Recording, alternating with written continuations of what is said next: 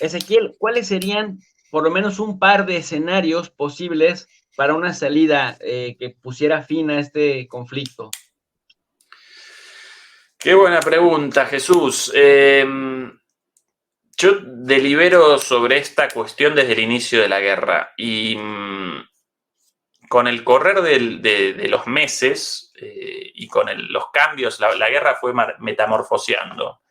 Y todas las salidas pergeniadas en mi cabeza hoy día parecen inviables. Aparecemos en una situación muy compleja, muy difícil, de difícil solución y con alta probabilidad de una escalada y de una guerra mundial, en mi opinión. Las ideas originales, la vuelta a algo parecido a los acuerdos de Minsk. Si pudiéramos retroceder a la situación anterior a la guerra, los acuerdos de Minsk, ¿no? Cuánta sangre derramada en vano por no haber, no haber cumplimentado esos acuerdos. Bueno, en algún momento aparecía esa posibilidad, la vuelta a algo parecido a Minsk o la vuelta a algo parecido a Minsk con la nueva realidad militar, porque los territorios tomados por Rusia no los va a abandonar.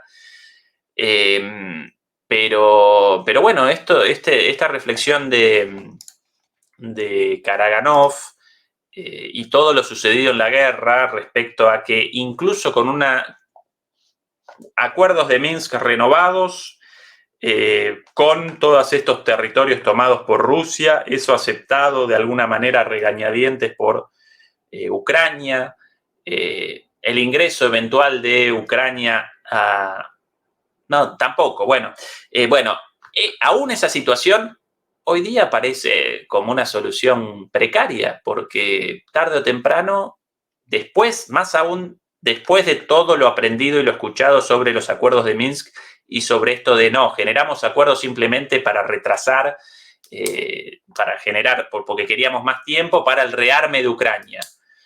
Bueno, ¿por qué ahora nuevos acuerdos de Minsk no representarían lo mismo? Sencillamente una estrategia, una trampa para una nueva guerra, un nuevo enfrentamiento más adelante, más aún sumado a que el resto de Ucrania obviamente va a parecer dolido, resentido, con sed de venganza por todo lo sucedido en esta guerra, tanto en cuanto a la pérdida de territorios como en cuanto a las vidas humanas. Así que esa idea original de la vuelta a los acuerdos de Minsk, difícil.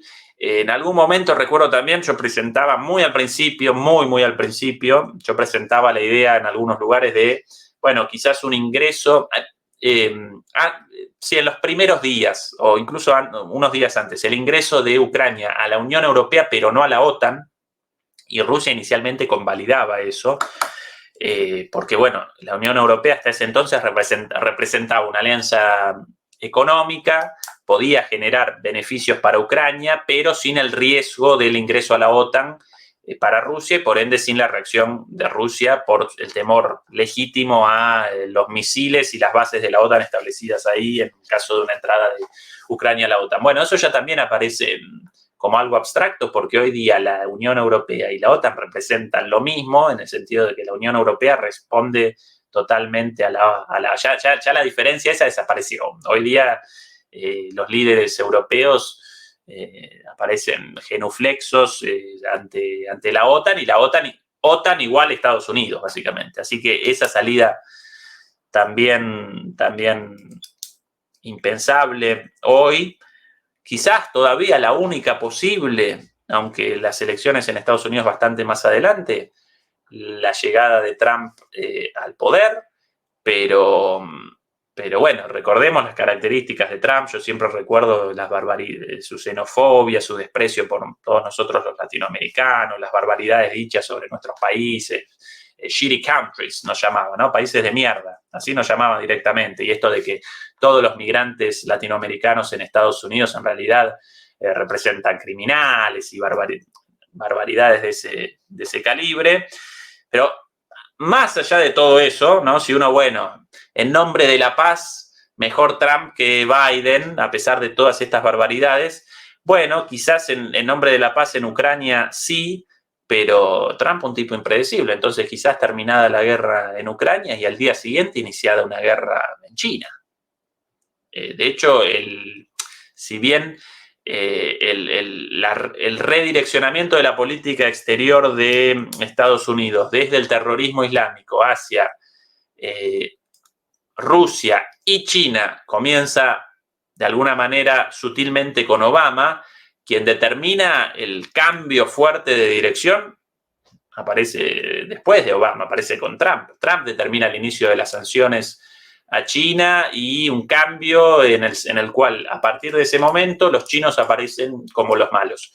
Con bastante lógica, porque en términos económicos los chinos representan los principales adversarios, pero hasta ese entonces los chinos aparecían como los buenos chinitos y los malos del mundo, el terrorismo islámico. De la noche a la mañana, ahí sí que los estadounidenses, con verdaderamente una capacidad admirable, en la batalla cultural, con su industria cultural a través de Hollywood, Netflix, las redes sociales, cómo pueden generar y desgenerar enemigos de la noche a la mañana. Hasta hace poco, yo recuerdo, el libre mercado y la globalización como las grandes panaceas de la humanidad. De la noche a la mañana, de repente, no. Queremos a las industrias nacionales de vuelta, porque si no, todas las industrias en China y nosotros sin respiradores en Estados Unidos, por ejemplo. Así que de la noche a la mañana, adiós al libre mercado. De la noche a la mañana, el malo del mundo, Bin Laden y Al Qaeda y Daesh y el ejército islámico, hoy ni mencionados en ningún lado.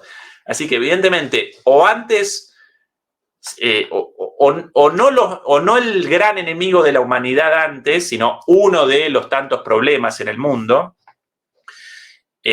o desaparecieron realmente, que no, porque todavía hay grupos terroristas islámicos, todavía muchos, y con atentados y demás, pero bueno, como el foco del mundo, el foco de Estados Unidos no aparece ahí, entonces el foco de su industria cultural tampoco, entonces hoy no lo recuerda nadie. Y ahora los nuevos malos, bueno, para Biden los rusos, pero ya crecientemente los chinos, y antes de eso, bueno, el terrorismo islámico, y antes de eso los soviéticos, y antes de eso los alemanes, como en 1984, ¿no? Como en la novela, esto de grandes imperios con un día por la mañana un imperio en lucha, en batalla con este y en alianza con el otro, pero a la noche cambiado y la gente como estúpida detrás de la propaganda, odiando o amando al uno al otro según las pantallas. Y cada vez más así todo, y en eso sí que los estadounidenses sin rival. En todo el otro, la hegemonía estadounidense, económica, política, cultural, incluso militar, amenazada.